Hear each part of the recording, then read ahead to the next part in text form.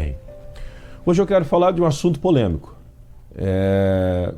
Eu sei que eu não serei bem visto, espero que não seja pela maioria, mas eu não posso negar aquilo que eu acredito e aquilo que me traz paz. Vou falar de um assunto hoje que a maioria dos pastores que eu conheço, eles têm dificuldade de falar isso em público. E eu vou falar isso aqui na TV, no YouTube, vou falar isso aqui nas redes sociais que a gente está conectado, e eu preciso expor aquilo que eu creio. Eu peço a Deus que venha me cobrir e me livrar das maldições, das pragas e até mesmo de uma palavra maligna que alguém me ouvindo vai interpretar de modo negativo. Mas hoje eu vou falar de duas coisas, eu vou tentar falar de dois temas. Primeiro, o ministério, os 5 ministérios, mas eu quero destacar o ministério dos mestres, e depois eu quero falar de divórcio e segundo casamento. Porque me pergunta, me questiona, são muitas pessoas, e eu vou fazer esta programação estritamente sobre isso. Primeiro eu quero falar sobre o ministério de mestres, onde em Sete Lagoas, não é por vanglória, não é por aparência, prepotência minha, mas em Sete Lagoas não havia, eu não conheço antes de mim, alguém que usava o ministério de mestre. Não conheço. Eu conheço pessoas que chamavam-se de pastores, presbíteros, diáconos, ancião, quem sabe profetas e apóstolos, mas ninguém que tinha o nome ou ministério de mestres. E aí, quando eu comecei e trouxe essa realidade para a igreja evangélica em Sete Lagoas, com o Templo da Salvação, que nós iniciamos no bairro Orozinho Macedo, na Praça da Arara, eu sofri na época muitas críticas, retaliações e pessoas que sem nenhuma base bíblica vieram para criticar e dizer que eu estava tentando parecer semelhante a Jesus e fazer deboche desse tipo. Depois eu vi que essas pessoas começaram a ler a Bíblia e já não questionava mais, porque eles puderam entender que havia algo dentro da palavra que eles não tinham percebido. Então eu quero ler com você um texto, eu vou ser breve sobre o ministério de mestres, ok? Mas eu quero ler com você o texto que as pessoas mais usavam para criticar o ministério de mestres. Eu quero ler com você Mateus capítulo 23. Em Mateus capítulo 23, o Senhor Jesus ele faz uma crítica e usa o nome mestre para não ser falado ou usado de qualquer maneira. Então eu quero ensinar isso para que você possa entender, para que você possa conversar comigo, para que você possa trocar uma ideia comigo. Então eu quero usar Mateus 23. Eu vou começar a falar com você sobre aquele tema que as pessoas mais usam, e só tem esse, para desfazer do ministério de mestres, ok? Nós estamos ao vivo, lembrando que é você, e lembrando que eu tenho sempre o meu telefone à sua disposição, ok? 998285400, está à disposição. Você pode me chamar no WhatsApp, você pode criticar, você pode dar sugestão, você pode falar, eu estou à disposição de conversar com você, porque talvez eu esteja errado. Mas até então eu crendo naquilo que eu creio e tendo fé, eu vou falar aquilo que eu creio, baseado no que eu vejo na palavra, ok? Então, o texto que eu vou usar é Mateus 23. Mateus 23, Jesus ele está falando para a multidão, e Jesus ele falando para a multidão, ele vai começar a fazer uma crítica aos fariseus, Mateus 23. Então Jesus falando à multidão e aos seus discípulos, dizendo: na cadeira de Moisés estão assentados os escribas e fariseus. O Senhor está começando a falar ao povo que na cadeira de destaque estão os escribas e fariseus. Observai, pois, e praticai tudo o que vos disseram, mas não procedais em conformidade com as vossas obras, porque eles falam, mas eles não praticam. Então Jesus está criticando um grupo de pessoas na época que estava sentado em destaque na cadeira de Moisés, no sentido de governo, e o que eles falavam era certo, mas eles não viviam o que estava dizendo.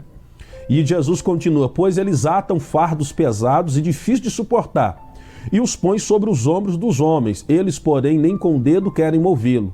E fazem todas as obras a fim de serem vistos pelos homens, pois trazem largos filactérios e largam as suas franjas das suas vestes. Jesus está dizendo que no tempo dele existiam os fariseus que gostavam de ser destacados, de ser vistos. Eles viviam em orações nas esquinas. Quando eles jejuavam, eles iam para a rua, levantavam, nem lavavam o rosto para mostrar que estava jejuando.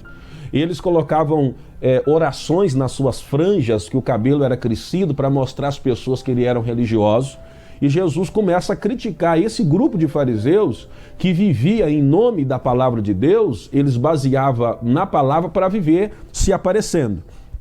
E Jesus dizia que eles amavam os primeiros lugares, e eles se assentavam sempre na frente na sinagoga.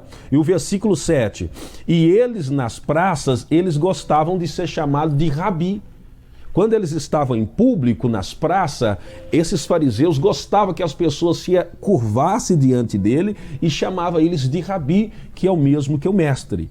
Aí Jesus, ele dá uma ordem. O que Jesus fala no versículo 8? Jesus fala, ó, vós, Jesus está dizendo para aqueles que desejam viver diferente, não quereis ser chamados de rabi. Jesus está ensinando para os seus discípulos não desejar ser chamado de rabi, ser chamado de mestre, no mesmo nível que os fariseus estavam querendo ser chamados. Qual nível? O nível de aparecimento, o nível de vanglória, o nível de prepotência, o nível de ser chamado porque simplesmente gostava de ser destacado mais do que os outros. Então Jesus está dizendo, olha, vocês não desejam ser chamados de rabi, porque um só é o vosso mestre. Quem é o nosso mestre por excelência? Jesus Cristo. É o que Jesus está dizendo. Você só tem um só, é o vosso mestre, a saber, o Cristo. E todos vós sois irmãos. Então Jesus está dando a primeira explicação sobre um ato que está acontecendo nos fariseus. O que os fariseus viviam então? Eles viviam nas praças, gostavam de ser chamado de rabi, e quando chamava um fariseu de mestre, você não chamava outros de mestre. Naquela época existia várias escolas, vários mestres. Então, se eu reconhecesse um mestre, eu não poderia reconhecer outro. Se eu chamasse, por exemplo, Jesus Cristo de meu mestre, eu não poderia chamar João Batista de meu mestre. Só Jesus era o meu mestre, ou só João Batista. Então, isso estava ligado à cultura e à escola judaica que ensinava. Então, quando alguém chamava uma outra pessoa de mestre, ele naturalmente desprezava os outros, porque nas escolas era ensinado, você é mestre de quem? Você é discípulo de quem? Então Jesus está dizendo, olha, não queira vós ser chamado de mestre, no sentido dos fariseus, que queria ser chamado de mestre para aparecer e automaticamente desprezava os outros. Então Jesus está dando uma ordem, não queira vós ser chamado de mestre, levando em consideração a vida dos fariseus, ok? E aí Jesus também diz, ó, e a ninguém na terra chamei de vosso pai. Olha que interessante. Por que ninguém na terra eu posso chamar de meu pai? Mas Jesus diz, porque somente vocês têm um pai, que é aquele que está nos céus. E nem a ninguém chamei de mestre, porque um só é o vosso mestre, que é o Cristo. O que Jesus está dizendo? Naquela época, quando você chamava alguém de mestre, você também chamava essa pessoa de pai, no sentido pai espiritual. Porque era aquela pessoa que guiava você no caminho do Evangelho ou no caminho da lei de Moisés, e você tinha uma extrema consideração por aquela pessoa. Só que o ser humano, ele tem tendência de se apegar muito e muito efetivamente àqueles que de fato são bons para ele. Então, quando alguém chamava um fariseu de mestre e chamava de pai, essa pessoa automaticamente desprezava até o seu pai e a sua mãe da terra para se ligar a um homem que era um mestre ou um líder espiritual. Então Jesus, ele questiona isso. Jesus questiona esse extremo. E Jesus quebra essa regra dos fariseus. Agora, vamos pensar, vamos ser inteligentes, vamos nos questionar. Se não podia chamar de mestre, nem podia chamar de pai, quando alguém chamava outro de pai, igual o filho que chamava o pai de pai, também estaria errado. Porque Jesus disse, não chama de mestre, mas também não chama ninguém de vosso pai. O seu pai é o único que está no céu. Faz sentido Jesus questionar e proibir você de chamar o seu pai de pai? Não faz sentido. Então nós temos que entender que a Bíblia, ela foi escrita para um povo, num tempo, numa cultura, num momento, e nós precisamos entender essa época para a gente tirar o proveito verdadeiro. Se eu pegar a Bíblia e falar assim, ó, presta atenção, vou interpretar o pé da letra. Jesus disse assim, ó, ninguém chamei de vosso pai porque o seu pai é só o que está no céu. Se eu interpretar isso aqui ao pé da letra, pelo raciocínio lógico, eu não posso chamar o meu pai, que é o meu pai carnal, Adair Aparecido Lopes, eu não posso chamar ele de pai. E aí eu falo assim, não, eu não posso chamar o Senhor de pai, eu tenho que chamar o Senhor de Adair, porque Jesus falou que ninguém é o meu pai senão o que está no céu. Gente, eu fico sem entender como que tem tanta ignorância no meio de nós que levamos o nome de filhos de Deus. Não faz sentido.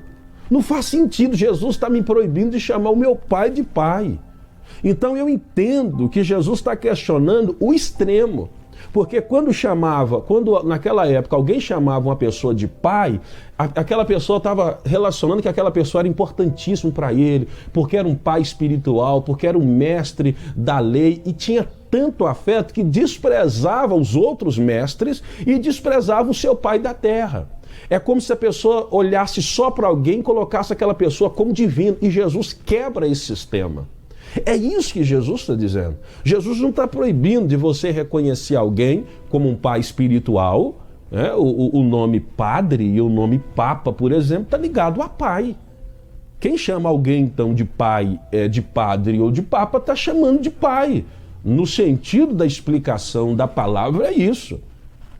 Então Jesus ele não está questionando com isso. Ele está questionando o seguinte: quando você olha para um homem ou um líder espiritual e chama ele, seja de apóstolo, de profeta, de evangelista, de presbítero, de mestre, de pai espiritual, e você despreza os outros como se eles não fossem nada, você está cometendo um pecado. Porque Jesus fala que no sentido somos todos irmãos, independente do seu ministério. Então esse é o primeiro ponto dos ministérios que eu quero explicar para você hoje. Eu estou lendo agora Mateus 23, explicando sobre os mestres e sobre o pai espiritual. Esse é o texto que quando eu comecei aqui em Sete Lagoas, as pessoas me questionavam muito e eu cansei de explicar o que eu estou explicando você agora. Eu resolvi explicar isso depois de quase 7 anos de novo.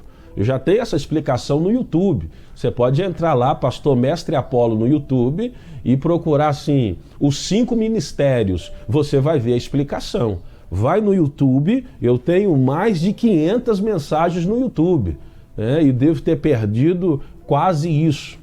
Por causa a gente perdeu as mensagens, eu não postava na época, mas a gente conseguiu recuperar. Eu tenho mais de 500 mensagens no YouTube. Entra lá, Pastor Mestre Apolo no YouTube, e você vai digitar os 5 ministérios, ou por que chama de mestre, ou porque eu posso chamar alguém de mestre. Você vai ver essa explicação.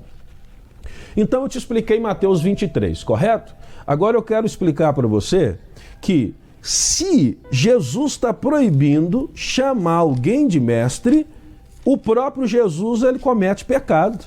Se ele proíbe chamar alguém de mestre, por que no livro de João, capítulo 3, quando Jesus está conversando com Nicodemos, Jesus está conversando com o mestre da lei, Nicodemos, em João capítulo 3, Jesus diz assim, João 3:10, Jesus respondeu, você que é mestre em Israel, não entende essas coisas, Nicodemos?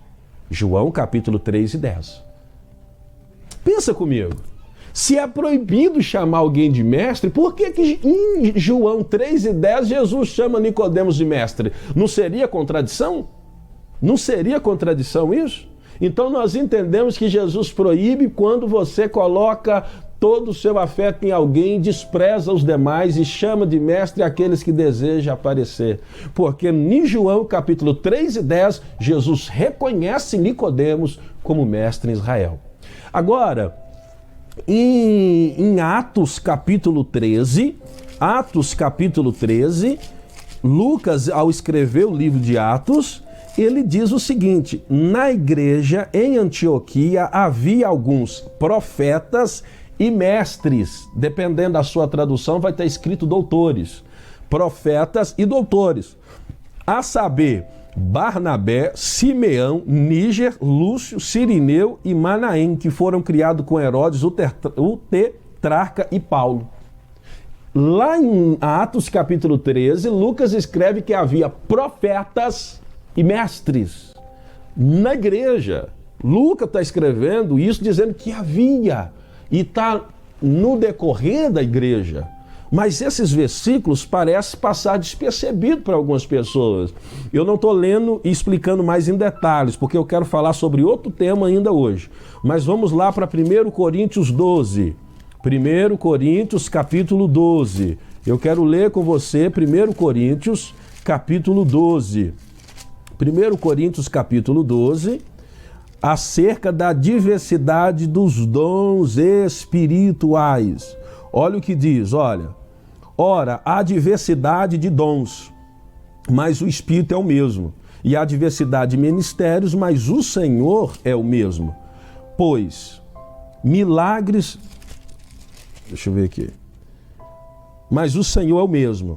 E há diversidade de operações, mas é o mesmo Deus que opera tudo e opera tudo em todos. Nós estamos lendo em 1 Coríntios, capítulo 12. Deixa eu adiantar aqui, pra gente não... Aqui, ó, vamos ler agora. Você pode ler o 1 Coríntios, capítulo 12 inteiro, que é muito interessante para você aprender sobre os dons espirituais e a unidade dos membros no corpo. Mas deixa eu ler direto com você no assunto que vai nos adiantar aqui. Vamos ler 27. 1 Coríntios 12, 27. Ora, vós sois o corpo de Cristo e os seus membros em particular. E a uns pôs Deus na igreja. 1 Coríntios 12, olha aqui, versículo 28. E a um pôs Deus na igreja. E a uns pôs Deus na igreja. Primeiro, os apóstolos, ok? Quem são as primeiras pessoas? Os apóstolos. Porque foram os apóstolos de Jesus Cristo que vem colocando a base do evangelho. Então, primeiro os apóstolos. Segundo lugar, os profetas. Tem que ter os profetas, são as pessoas que recebem a direção do Senhor e da direção ao povo. Em terceiro lugar, quem que está em terceiro lugar, gente? Leia aí 1 Coríntios 12, 28. Primeiro os apóstolos, segundo os profetas. Em terceiro lugar, os mestres. Isso está escrito em 1 Coríntios 12, gente, pelo apóstolo Paulo que escreveu. Alguma tradução vai estar escrito de autores, mas a maioria se traduz pelos mestres ou quem tem o dom de ensinar. 1 Coríntios 12, 28, primeiro apóstolo, profeta e depois os mestres. E depois o Senhor colocou aqueles que têm o dom de curar. A cura vem depois do ensino, porque quando você aprende nunca mais esquece, mas ser curado não significa ser transformado. Entende as coisas? 1 Coríntios 12, 28. É os ministérios que existem, o apóstolo, o profeta, o evangelista, o pastor e o mestre. Então aqui eu estou lendo com você 1 Coríntios 12 e 28, sobre os ministérios que existem dentro da igreja. E eu preciso explicar isso para vocês. Eu posso ler com vocês agora, eu não vou ler todas as referências não, porque tem mais de 25 referências no Novo Testamento sobre os mestres. Mais de 25, mas eu quero ler só mais duas. Somente mais duas referências. Vamos ler essa aqui? Vamos lá em Tiago 3. Tiago 3. Muito depois de Jesus, depois que Jesus morreu, Tiago, irmão de Jesus, escreve, Tiago 3. O que está escrito em Tiago, capítulo 3? Tem que ler a Bíblia. Meus irmãos, não deseja muito de vós serem mestres, porque eles serão julgados com maior juízo. Olha o que Tiago está dizendo. Não deseja vocês serem mestres. O que é? Não deseja vocês ir para a sinagoga e querer ensinar. Porque se você não for chamado para ensinar, você vai ensinar errado. E se ensinar errado, as pessoas vão viver errado e a culpa vai ser sua. Então, nem todo pastor ele tem ministério de mestre. Porque tem pastor que pastoreia, tem pastor que lidera, mas não sabe ensinar. Nem todo que ensina também é pastor. Porque tem mestres que são professores de teologia, professores em seminários, mas eles não apacentam. Eu tive muitos mestres no meu seminário, tanto seminário em Sete Lagoas, seminário em BH, seminário em São Paulo, seminário em escolas de igreja evangélica, como Igreja Batista, Igreja Presbiteriana, Igreja da Assembleia de Deus, como mestres na Faculdade Metodista da Isabela Renz, onde eu estudei. Então eu tive muitos mestres que não eram pastores. Então, nem todo pastor ele tem o dom de ensino e nem todo que ensina da Bíblia também é pastor. As coisas têm que ser diferenciadas. Eu, particularmente, eu sou pastor porque eu trabalho com pessoas, com gente. Nós temos uma igreja, nós lideramos com em torno de 200 pessoas na Igreja Templo da Salvação, fora as outras centenas que são alcançadas indiretamente pelo ministério. Nós trabalhamos com criança, com batismo, com ceia, com oração, com vigília, com louvor, com palavra, com perdão. Então eu pastoreio, sou um pastor. Eu tenho gente que eu respondo por elas e elas podem apontar eu como um das lideranças, juntamente com o pastor Amauri e o pastor Júlio. Nós somos pastores e nós temos ministérios de ensino, porque nós ensinamos, nós abrimos a Bíblia e sabemos te ensinar com propriedade, com responsabilidade, ok? Então Tiago está dizendo, não deseja muito de vós serem mestres, porque vocês serão julgados com maior juízo. E a última, que é a clássica, é a introdução do nosso programa. Inclusive, depois eu vou pedir até a produção para me ajudar, para a gente fazer uma nova abertura desse programa, que tem uns 4 anos que a gente está fazendo a mesma introdução, mas esse texto de Efésios 4:11, ele é clássico para nós. Efésios 4:11, ele é clássico para o programa Praticar a Verdade. O que está escrito em Efésios 4:11 é a última referência que eu passo, viu? É a última. Vai no YouTube, Pastor Mestre Apolo, e esse programa vai estar postado no YouTube. Gente, compartilha esse programa para gente que critica sem saber, para gente que nunca foi ensinado. Eu reconheço que no Brasil a leitura é precária, é péssima. Nós brasileiros não temos o hábito da leitura, então quem ler mais, quem estuda mais, vai ter uma facilidade a chegar a um nível de conhecimento que a maioria não entende.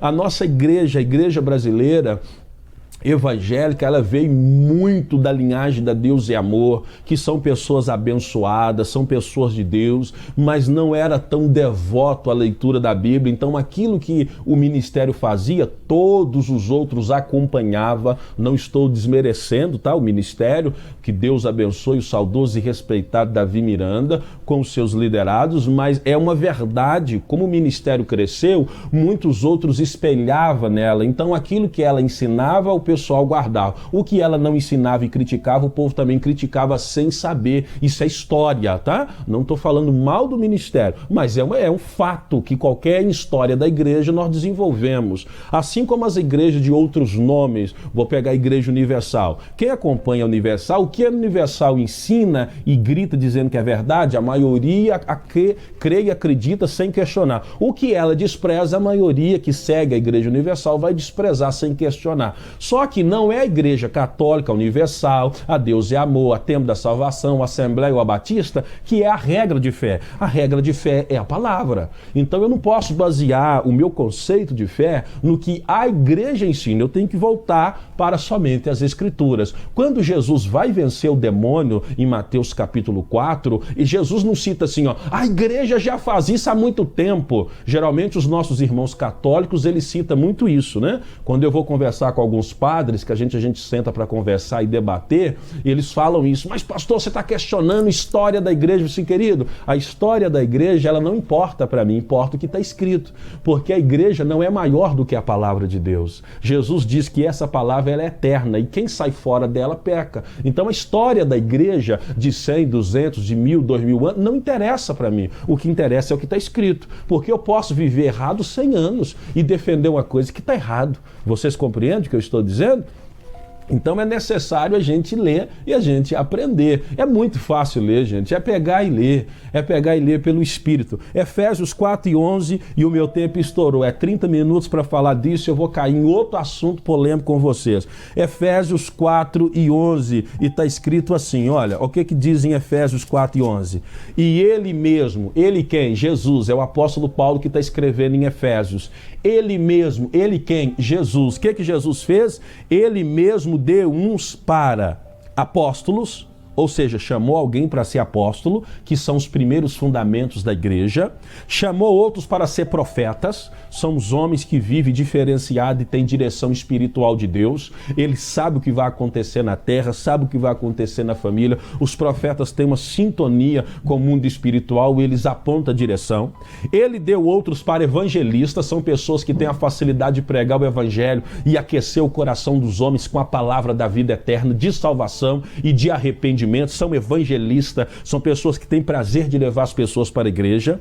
Outros para pastores, porque os pastores geralmente são pessoas que ficam numa localidade, num campo geográfico, e quando o evangelista, os profetas, eles vêm com as multidões, o pastor apacenta, discipula, ensina, batiza, dá ceia, abre a Bíblia, ora. Esse é o serviço dos pastores. Geralmente pastores não saem viajando para lá e para cá, sabe? O pastor fulano de tal, o que o pastor faz? Só fica pregando de igreja em igreja. Ele não é pastor, ele é missionário ou evangelista, porque o pastor ele tem um rebanho a quem ele cuida, ok? E quem foi o último ministério? Apóstolo, profeta, pastor, apóstolo, profeta, evangelista, pastor e mestres. Efésios 4:11. Então, queridos, eu não faço questão que me chame de mestre, eu não faço questão que você me cumprimente como mestre Apolo, pastor mestre Apolo, ou chame o que você quiser, mas existe o ministério, existe, tem 7 anos, eu não conheço ninguém que começou ou que era falado ou chamado assim. Eu, pastor mestre Apolo, comecei com isso, sabe por quê? Porque eu li, aprendi e vi que é verdade. Então, quando alguém questionar os ministérios, não é só pastor, não é só presbítero, não é só diácono, não é só ancião, é apóstolo, profeta, evangelista, pastor, o mestre, o bispo, o ancião, a diaconisa, são ministérios que existem dentro da Bíblia. Se você não aceita, é um problema seu, mas que está escrito e é verdade, você não pode questionar. Amém? Pai, muito obrigado pela tua palavra e a tua revelação. Eu te agradeço por esse momento onde o Senhor nos deu a direção e agora eu peço, continue conosco para falar mais do teu evangelho em nome de Jesus. Eu terminei em oração porque nós terminamos um tema, mas nós vamos entrar agora em outro assunto diferente para você em nome de Jesus. Não terminamos não.